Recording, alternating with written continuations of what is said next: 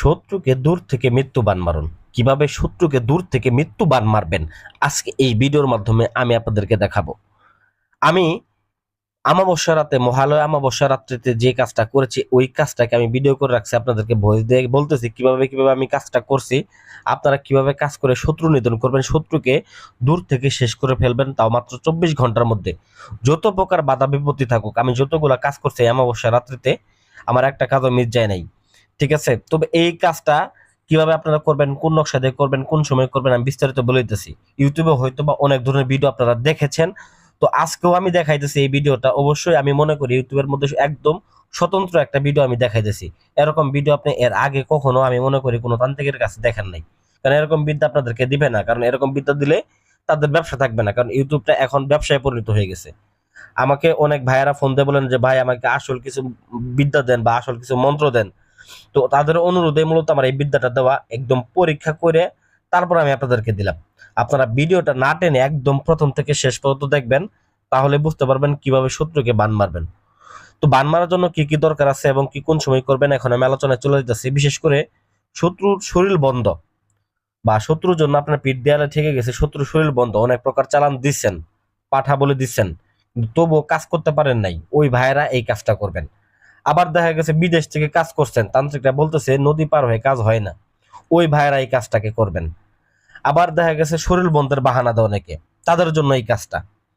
তো এছাড়া বিভিন্ন সমস্যায় যারা জর্জরিত আছেন, কাজ হচ্ছে না বা তান্ত্রিকের দ্বারা দ্বারা ঘুরতেছেন, ভাই আপনাকে আর ঘুরতে, আপনি নিজের কাজ নিজে সমাধান করতে পারবেন। আর যদি না পারেন, স্ক্রিনে নাম্বার যোগাযোগ করবেন, আমরা করে দেবো ইনশাল্লাহ। এইভাবে মহাযোগ আসনকে ডাইরেক্ট ভিডিও গুলো দেখতে পারবেন।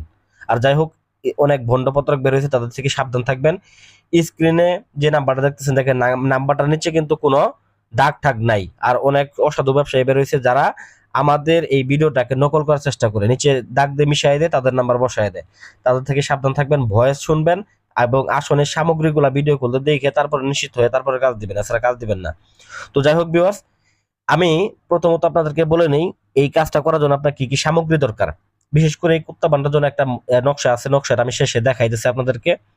তো এটার জন্য যে সকল সামগ্রীগুলো বাজার থেকে আপনাকে কিনে আনতে হবে, সেটা হচ্ছে প্রথমত হরিদ্র কিনতে হবে কবিরাজের দোকানে গিয়ে, গন্ধক কিনতে হবে, লবঙ্গ কিনতে হবে 7টা, এবং শ্মশানের মাটি নিয়ে আসতে হবে, কবরের মাটি নিয়ে আসতে হবে, এবং একটা পাঠা বলি দিবেন, পাঠা বলি দিয়ে পাঠার রক্ত নেবেন।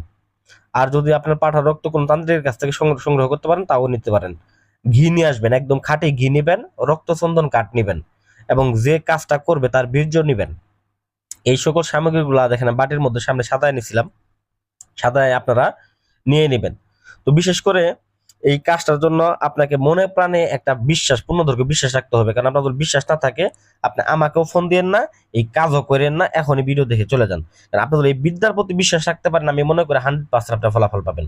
খুদার কসম করে কইলাম, পৃথিবী উল্টে যাবে, এই কাজ মিস হবে না। 100-100% লাগবে, 100-100 আমি স্ট্যাম্প করে দিতে পারবো। এই কাজ এরকম ভাবে একটা পাওয়ারফুল একটা কাজ, একটা কাজ মিস যায় নাই।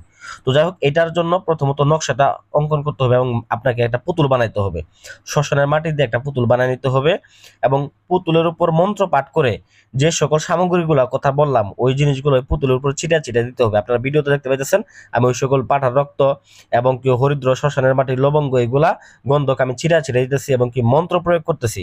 তো মন্ত্রটা আমি বলে দিতেছি, ওম ব্রহ্মা জগতিনী জগত তৎসা ঊর্ধ্বনায়তন কালিনিকা কালী মহাদেবায় তটস্থ শক্তি মহাজয়ন্তী উৎখাসন মৃত্যুংবরা পিশেষাং অধ্যতায়ং শক্তিকা সোহা। এই মন্ত্রটা আপনারা পাঠ করবেন।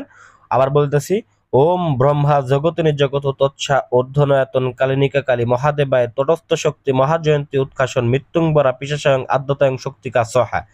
এই মন্ত্রটা পাঠ করবেন এবং কি ওই জিনিসগুলা, সামগ্রীগুলো ওই পুতুলের গায়ের মধ্যে আপনারা দিবেন। দেওয়ার পরে এই পুতুলটা জাগ্রত হয়ে যাবে, এবং বিশেষ করে ওই ব্যক্তির পুতুলটার গায়ের মধ্যে ওই ব্যক্তির নামটা লিখে দিবেন, ব্যক্তির পিতার নামটা লিখে দিবেন, পারলে ব্যক্তির ছবিটা লাগাই দিবেন। লাগাই দিয়ে ওই নকশাটা, বিশেষ করে যে নকশাটা আমি আপনাদেরকে দেখাইতেছি, এই নকশাটা আপনারা স্ক্রিনশট দিয়ে রাখবেন। এই নকশাটাকে অঙ্কন করে পুতুলের গায়ের মধ্যে আপনারা পেঁচায় দিবেন। পেঁচায় দেওয়ার পরে তারপরে এই সামগ্রীগুলো ওটার মধ্যে ঢেলে ঢেলে দিবেন।